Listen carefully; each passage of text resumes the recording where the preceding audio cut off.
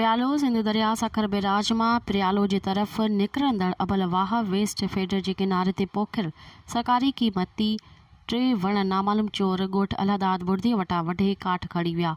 सरकारी वण वढजण जे करे वण बावजूद SDO इरिगेशन प्रियालो ऑफिस मां पिण ग़ाइब हुअण ख़िलाफ़ ॻोठ अलहदाद बुर्दी जे रहवासियुनि गुलज़ार बुर्दी, अली मोहम्मद बुर्दी, शाहिद अली एहतजाज कंदे चयो त नामालूम चोर अबलवाह जे किनारे ते पोखियल क़ीमती वण वढे काठ खणी विया आहिनि।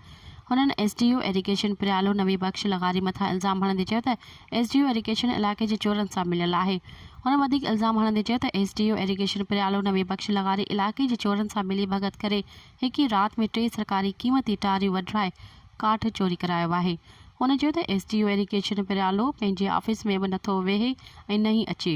सुञाणथुड़ियुनि आला अख़्तियारनि खां नोटिस वठी SDO इरिगेशन प्रियालो नवी बख़्श ख़िलाफ़ कार्रवाई जो मुतालबो कयो।